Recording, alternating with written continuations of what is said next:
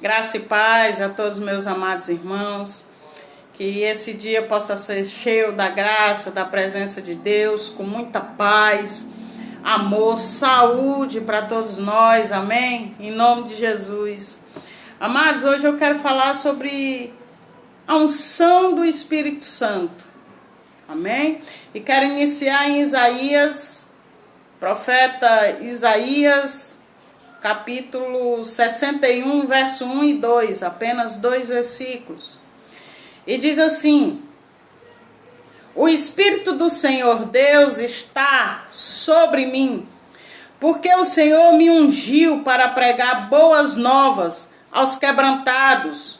Enviou-me a curar os quebrantados de coração, a proclamar libertação aos cativos e a pôr em liberdade os algemados, a pregoar o ano aceitável do Senhor e o dia da vingança do nosso Deus, e a consolar a todos os que choram. Amados, na minha Bíblia tem por título, a epígrafe desse texto é a seguinte: as boas novas da salvação.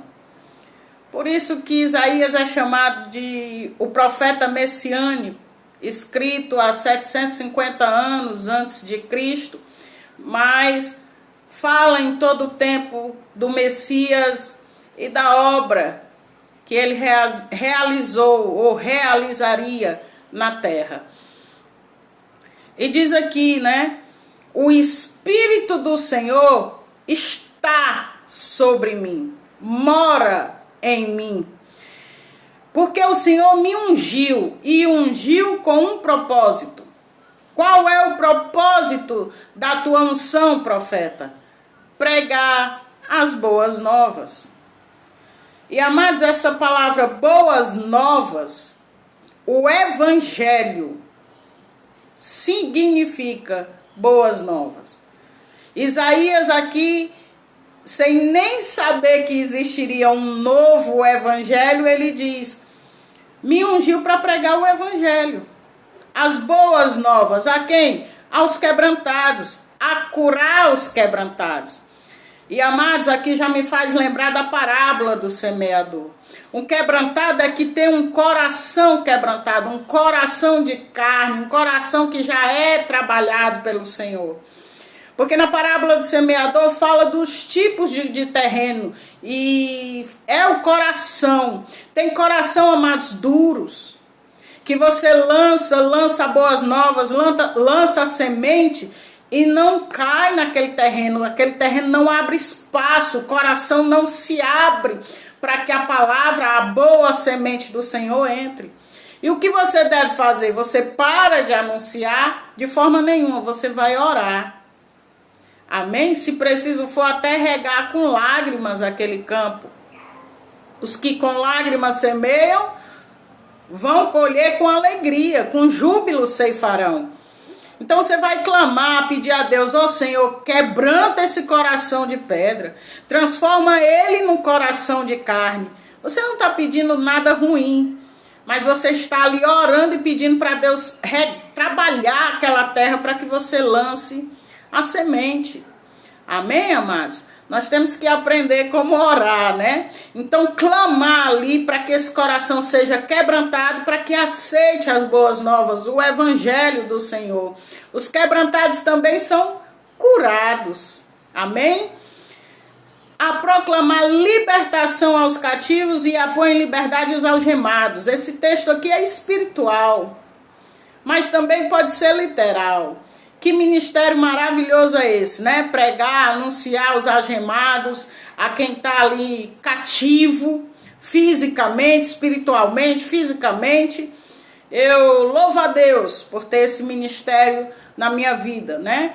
De levar ali o evangelho na cadeia, no presídio. E são corações que já estão quebrantados. Tem fome e sede de Deus. Muitas das que estão lá, pela situação ali, já foram quebrantadas. Amém? Apregoar o ano aceitável do Senhor e também o dia da vingança, o dia do juízo. todos nós compareceremos a um tribunal diante de Deus, como diz Paulo aos Coríntios, 2 Coríntios capítulo 5, verso 10. E esse tribunal aí, alguns estudiosos falam que é a igreja que vai estar diante desse tribunal, não para condenação, porque aqueles que estão em Cristo não tem condenação, amém? Mas para galardão, para festa, para receber ali das mãos do Senhor o prêmio. Agora, em Apocalipse capítulo 20, o juízo final é o que virá sobre aqueles que não se converteram a Cristo durante toda a vida. Amém? Então, pregar também sobre o juízo, que Deus é um juiz. Aqui na minha Bíblia fala do dia da vingança. Ok? E agora, nós vamos para Lucas, o Evangelho de Lucas, capítulo 4, a partir do verso 16. Jesus prega em Nazaré e é rejeitado pelos seus. É a epígrafe desse texto, amém? E diz assim: indo para Nazaré, onde fora criado, Jesus é criado na Galiléia, mas nasce na Judéia, na cidade de Belém. Quando José e Maria vão para o censo em Belém, ali Maria dá a luz. E tinha que ser ali em Belém para se cumprir a palavra de Deus. E para ficar claro, Belém é a cidade do pão. O pão vivo que desceu do céu nasceu na cidade do pão. Amém? Então Jesus foi criado em Nazaré. Todo mundo conhecia ali, conhecia sua família, sua mãe, seus irmãos, seu pai. Entrou num sábado na sinagoga, segundo o costume, e levantou-se para ler. Então lhe deram o livro do profeta Isaías. Não foi Jesus que escolheu, trouxeram até ele o livro do profeta Isaías. E abrindo o livro, achou o lugar em que estava escrito: o Espírito do Senhor está sobre mim, pelo que me ungiu para evangelizar os pobres, enviou-me para proclamar libertação aos cativos e restauração da vista dos cegos, para pôr em liberdade os oprimidos e pregar o ano aceitável ao Senhor. Tendo fechado o livro, devolveu-o ao assistente e assentou-se. E todos na sinagoga tinham os olhos fitos nele, ficaram olhando para ele. Então passou Jesus a dizer-lhes: hoje se cumpriu a escritura que acabais de ouvir. Vamos entender esse texto? Jesus entra ali em Nazaré, onde foi criado. O assistente traz da biblioteca da sinagoga o pergaminho de Isaías, na ordem que estavam lendo. E justamente, não é coincidência, naquele dia a leitura era Isaías 61. E Jesus lê, fecha o livro, devolve o assistente e senta-se. E por que chamou a atenção ao ponto de todo mundo ficar olhando para ele? Se ele leu uma passagem conhecidíssima dos judeus. O negócio é o lugar onde ele sentou. Foi isso que chamou a atenção. E, amados, alguns historiadores falam isso.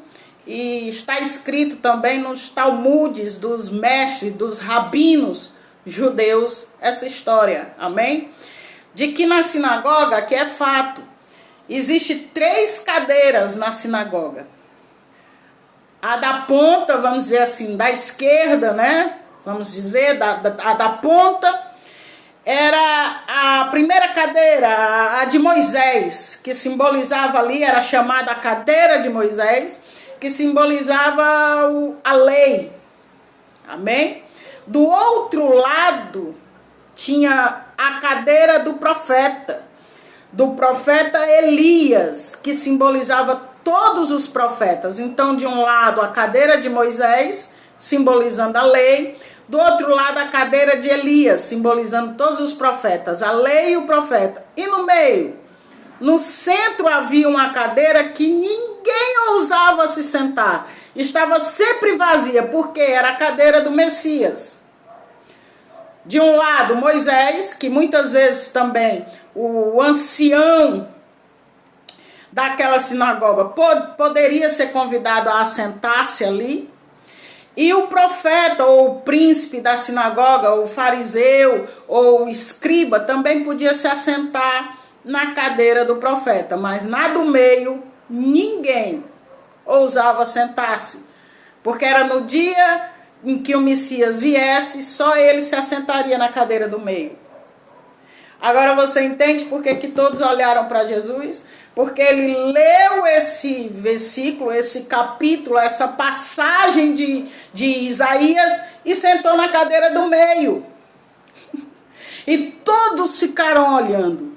Ele está dizendo que é o Messias? Ainda há quem diga que Jesus não se revelou aos seus, se revelou e muito. Sentou na cadeira e disse: hoje se cumpriu as escrituras que acabais de ler. Sou eu o ungido de Deus. O Espírito do Senhor está sobre mim. E o que vocês estão vendo, os cegos voltaram a enxergar. Tenho libertado os cativos, os demônios corriam, né? Se ajoelhavam diante de Jesus. Se sujeitavam a Jesus. Jesus disse: sou eu. Chegou o Messias. Muitos creram. O texto diz no 22 que todos lhe davam testemunho e se maravilhavam das palavras de graça que lhes saía dos lábios. Tinha poder, tinha graça, tinha unção as palavras de Jesus. Mas qual era o problema? Que ficaram se perguntando: não é esse aí o filho de José? Amados, a convivência torna comum pessoas especiais. Eles conheciam o cotidiano de Jesus, viu como Jesus cresceu de maneira humilde, filhos de carpinteiro, ali de carpinteiro, uma dona de casa, Maria, e disseram: esse aí... Jesus estava revelando o seu espírito e os homens olhando para a sua carne. E aí Jesus faz uma grande revelação no 24 e prosseguiu: de fato vos afirmo que nenhum profeta é bem recebido na sua própria terra. Nenhum profeta tem valor na sua própria casa. E amados, eu vou falar em nome do Senhor Jesus. Quando nós chegamos na igreja que nós somos novidade, costumamos pregar sempre. Mas depois você se torna comum. Aí começa a convidar pregadores que não se conhecem. Amados, deixa eu te dizer uma coisa: se você vê alguma falha nos pregadores, nos profetas que estão dentro da sua casa, congregando ali com você, o que vem de fora também tem falhas. Amém? Então vamos valorizar os profetas que o Senhor tem enviado para a nossa casa. Vamos cuidar dos profetas e pedir a Deus visão espiritual para enxergar o espírito que está neles. Amém, amados? Porque fisicamente, que bom que a gente venha viver humildemente como viveu Jesus. Então duvidaram ali de que ele era o Messias. Pois bem, o Espírito estava em Isaías e agora Jesus se declara que ele é o Messias. E hoje, onde habita o Espírito de Deus? Na igreja, amados. Você pode abrir a boca e dizer: o Espírito de Deus, a unção do Espírito de Deus está sobre mim. E essa é a nossa missão: consolar os que estão feridos, libertar os cativos, pregoar o ano aceitável ao Senhor, a salvação, as boas novas, e também declarar que vai ter um dia em que Deus irá julgar. Amém, amados? Fica com Deus, fica na graça e saiba, diga como Paulo disse: não vivo mais eu, mas Cristo, o Espírito do Eterno, vive em mim. E que nós possamos viver o que Jesus disse: obras maiores do que as minhas vocês farão. Era Deus nos incentivando, Jesus nos incentivando a seguir os seus passos. Amém? Fica com Deus e fica na graça. Você é ungido do Senhor.